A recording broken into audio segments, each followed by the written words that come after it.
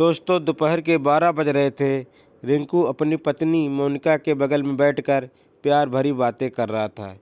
तभी अचानक इसी बीच उसके मकान मालिक जगदम्बा प्रसाद का फ़ोन उसके पास आ गया। अब जैसे ही रिंकू अपने मकान मालिक जगदम्बा प्रसाद का फ़ोन रिसीव किया, तो ऐसे ही उसके मकान मालिक जगदम्बा प्रसाद कहने लगे, रिंकू, मैं 10-15 दिनों के लिए तुम्हारे किराए के मकान में रहने के लिए आ रहा हूँ। क्या तुम मुझे रहने दोगे? क्योंकि हमारा कुछ वहाँ पर काम है जो 10 से 15 दिन लग जाएंगे। मकान मालिक के जुबान से ऐसी बातों को सुनकर रिंकू बोला, क्यों नहीं मकान मालिक, या तो तुम्हारा ही घर है और ऐसे भी घर में एक रूम खाली पड़ा हुआ है जिसमें आप आराम से रह सकते हैं। मुझे कोई एतराज़ नहीं है। तो उसका मकान मालिक जगदम्बा प्रसाद कहने लगा, ठीक है, तो मैं आज शाम को ही आ जाता हूँ। ऐसा कहकर मकान मालिक जगदम्बा प्रसाद तुरंत फ़ोन को काट दिया और शाम होते ही अपने किराएदार रिंकू के घर पहुँच गया। अब जैसे ही मकान मालिक जगदम्बा प्रसाद अपने किराएदार रिंकू के घर पहुँचा और उसकी जवान खूबसूरत पत्नी मोनिका को देखा, तो वैसे ही देखता रह गया, क्योंकि उसके किराएदार की पत्नी मोनिका बेहद खूबसूरत और जवान थी, जिसके चलते उसे देखते ही पहली नज़र में प्यार हो गया। मगर करे तो क्या करे बेचारा, उसका किराएदार रिंकू जो घर पर था, इसलिए वह कुछ नहीं बोला और मन मार कर रह गया। जब रात के 10 बजे और खाना खाने की बारी आई, तो उसकी किराएदार की पत्नी मोनिका उसके पास पहुंच गई और बोली, चलिए मकान मालिक, खाना खा लीजिए, क्योंकि खाना बनाकर तैयार हो गया। तभी उसका मकान मालिक बोला, ठीक है, थोड़ी देर में चल रहा हूँ, मगर तुमसे कुछ ज़रूरी काम था, अगर तुम कहो तो बोलूँ? फिर बोलो तो। वह कहने लगी, कहो ना मकान मालिक, क्या बात है, मुझसे क्या छुपाना, मैं तो तुम्हारी किराएदार हूँ। जिसके बाद उसका मकान मालिक जगदम्बा प्रसाद कहने लगा, अच्छा है, बताओ मोनिका, तुम कौन सी क्रीम यूज कर रही हो जिससे तुम्हारे चेहरे के निखार बढ़ता ही जा रहा है? जब से आया हूँ तब से तुम्ही को ही देख रहा हूँ। तुम बेहद खूबसूरत और स्मार्ट हो। इतनी खूबसूरती तो हमारी पत्नी के भी चेहरे पर नहीं है, जो हमेशा दिन हो या रात अलग अलग किस्म की क्रीम यूज कर रही है। अब जैसे ही मकान मालिक जगदम्बा प्रसाद के जुबान से इस तरह की बातों को मोनिका सुनी, तो वह अंदर ही अंदर बेहद खुश हो गई और खुश होकर बोली, क्या मकान मालिक, आप भी बहुत अच्छे मजाक कर लेते हो। यहाँ खाने को लाले पड़े हैं, पति 1 महीने से घर बैठा है, काम कहीं नहीं मिल रहा है, क्रीम कहाँ से लगाऊंगी।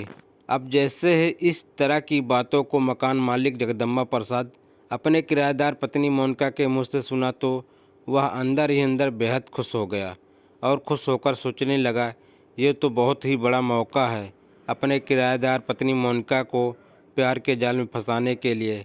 इस तरह की बातों को वह सोच ही रहा था, तभी उसकी किराएदार की पत्नी मोनिका बोली, क्या सोच रहे हो मकान मालिक जी, चलकर खाना खा लो, नहीं तो फिर खाना ठंडा हो जाएगा। जिसके बाद उसका मकान मालिक जगदम्बा प्रसाद बोला, कुछ नहीं, मैं बस यही सोच रहा था कि तुम्हारे पति को अपने भाई के पास काम दिलवा दूं, क्योंकि उसके पास कपड़े का बहुत बड़ा शोरूम है, जिससे तुम्हारे पति को काम के लिए प्रतिदिन भटकना नहीं पड़ेगा और सैलरी भी अच्छी खासी मिल जाएगी। ऐसा सब सुनते ही उसकी किराएदार की पत्नी मोनिका और भी खुश हो गई और बोली, अगर आप हमारे पति को अपने छोटे भाई के यहाँ नौकरी पर लगवा दोगे तो मैं तुम्हारी ज़िंदगी भर एहसानमंद रहूँगी। ऐसा कहकर मोनिका तुरंत अपने मकान मालिक को किचन में बुला लाई और उसे खाना परोसकर खिलाने लगी। जब रात से सुबह हुआ, तो मकान मालिक जगदम्बा प्रसाद अपने किराएदार पत्नी मोनिका के कहने पर उसके पति रिंकू की नौकरी अपने छोटे भाई के यहाँ लगवा दिया और वह काम पर जाने लगा। इधर मोनिका घर में अकेली रहने लगी। बस इसी मौके का फ़ायदा उठाकर मकान मालिक जगदम्बा प्रसाद एक दिन दोपहर में अपने किराएदार की पत्नी मोनिका को अपने कमरे के अंदर बुला लिया और उससे प्यार भरी बातें करने लगा। मोनिका भी जवान थी, इसलिए उसे भी प्यार भरी बातों को सुनने में बहुत ही आनंद आने लगा।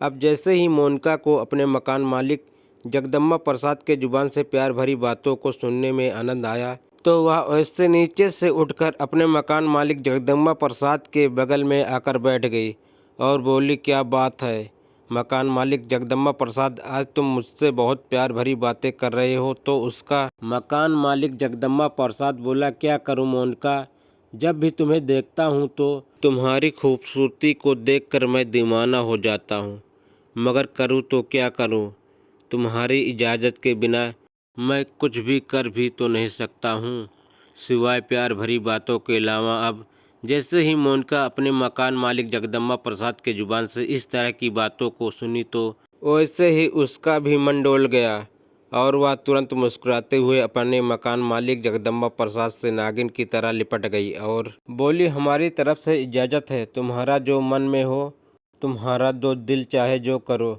मुझे कोई एतराज़ नहीं है। अब जैसे ही मकान मालिक जगदम्बा प्रसाद अपने किराएदार की पत्नी मोनिका की तरफ से हरा सिग्नल पाया तो वैसे ही अंदर बहुत खुश हो गया और खुश होकर तुरंत अपनी किराएदार की पत्नी मोनिका के साथ प्यार करने लगा।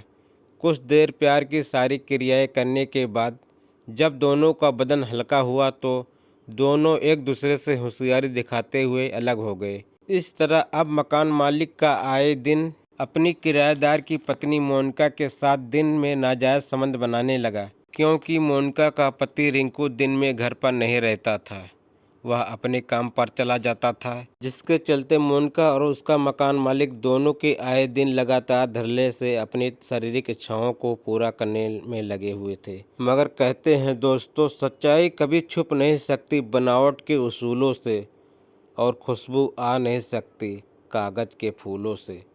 ऐसा ही हुआ एक दिन जब सुबह हर बार की तरह मोनिका का पति रिंकू घर से खाना पानी खाकर अपने काम के लिए निकला तो उसे बीच रास्ते में अभ्यास हुआ कि हमारा पर्स तो घर पर ही छूट गया, जिसके चलते वह फिर से वापस घर लौटने का फैसला किया।